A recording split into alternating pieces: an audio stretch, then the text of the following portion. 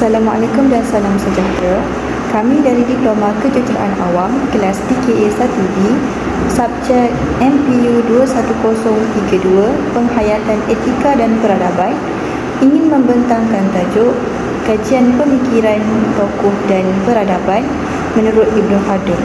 Nama pensyarah Encik Zulkifli bin Awam Besar. Biodata kumpulan, saya Nurul Maisara binti Muhammad Faizul, nombor matrik 04 DKA 23F1061. Assalamualaikum dan salam sejahtera. Nama saya Nur Aisyah Atira Betidin. Nombor matrik saya 04 DKA 23F107. Assalamualaikum, nama saya Nur Alia Badisha binti Afini. Nombor matrik saya adalah 04 DKA 23F1041. Sekarang, mari kita lihat biodata Ibnu Khaldun. Nama sebenar beliau ialah Abdul Ar-Rahman Ibnu Muhammad Ibnu Abi Bakar Muhammad Ibnu Al-Hasan. Beliau lahir pada 27 Mei 1332 di Tunisia dan meninggal dunia pada 17 Mac 1406 di Kairan, Mesir. Beliau ialah seorang wali al-din tetapi lebih masyhur dengan gelaran Ibnu Khaldun. Beliau juga berpendidikan ilmu Islam seperti Al-Quran, hadis, kesusasteraan, falsafah, bahasa dan perundangan Islam. Beliau juga merupakan salah seorang pakar sejarah Arab yang teragung dan dikenali sebagai bapa sejarah kebudayaan dan sains moden. Dan beliau juga mempunyai karya yang teragung iaitu Muqaddimah yang berasaskan keagamaan paling awal. Ibnu Khaldun ialah seorang yang tekun mencari ilmu, yang mempelajari ilmu fardu ain dan fardu kifayah sejak kecil lagi. Dan beliau juga bijak membahagikan masa untuk masyarakat dan menuntut ilmu. Selain itu, kesibukan hariannya tidak menghalangnya untuk menuntut ilmu. Beliau juga seorang yang berjiwa pemimpin kerana beliau pernah menjadi pegawai tertinggi istana dan ketua hakim negara. Selain itu, beliau cekap dalam pentadbiran serta keupayaan mengemukakan idea. Sekarang, saya akan menyerahkan kepada rakan saya untuk menerangkan siapakah Ibnu Khaldun. Assalamualaikum dan salam sejahtera. Nama saya Nur Aisyah Atira Betidin dan nombor matrik saya 04 DKA 23F1017. Sekarang saya akan berkongsikan bahagian saya iaitu sumbangan dalam bidang ilmu dan pemikiran Islam oleh Ibnu Khaldun.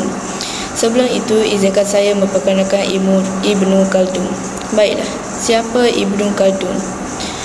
Beliau adalah seorang sarjana Islam yang terkenal dalam bidang sejarah, sosiologi, politik dan tokoh agama. Selain itu, beliau dianggap sebagai seorang ahli falsafah, sejarah dan sejarah teragung sepanjang zaman. Baiklah, mari kita lihat daripada sumbangan Ibnu Khaldun dalam bidang ilmu dan pemikiran Islam. Pertama, menganalisis aspek kemasyarakatan, ekonomi, politik dan pendidikan dalam karyanya. Kedua, memberi idea dan panduan terbaik tentang asas pembinaan tamadun. Yang ketiga, pelapor kepada pemikiran moden khususnya dalam bidang sejarah, politik, ekonomi, sosiologi dan pendidikan. Keempat, pemikiran beliau menjadi bahan kajian dan rujukan. Baiklah, sekarang saya akan berkongsikan tentang kegigihan Ibnu Khaldun menuntut ilmu yang boleh dicontohi oleh belajar. Contohnya, mempelajari pelbagai ilmu fardu ain dan kifayah sejak kecil. Selain itu, tekun dan gigih menuntut ilmu walaupun telah dewasa dan memegang jawatan penting negara. Seterusnya, tidak mudah berputus asa dan cekal menuntut ilmu walaupun ditimpa bencana. Seterusnya, bijak membahagikan masa untuk menuntut ilmu dan bersama-sama masyarakat. Selain itu, memiliki semangat untuk menuntut ilmu secara berterusan. Baiklah, itu sahaja perkongsian saya untuk tajuk ini. Sekian, terima kasih. Etika menurut Ibnu Khaldun.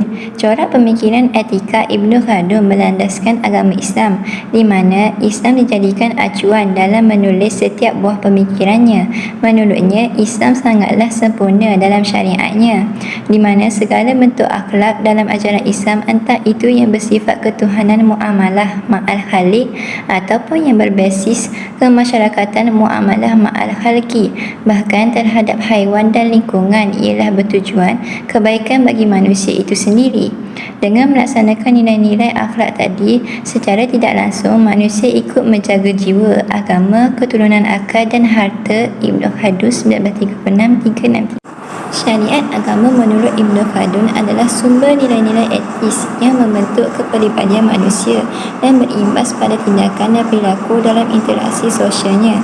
Agama dalam bingkai keyakinannya mengajarkan untuk menjadi manusia yang baik, jujur, saling kasih sayang, cinta kedamaian, menjauhi kekerasan dan semacamnya yang merupakan bahagian dari akhlak dan moralitas manusia. Ibnu Farihah 2014-188.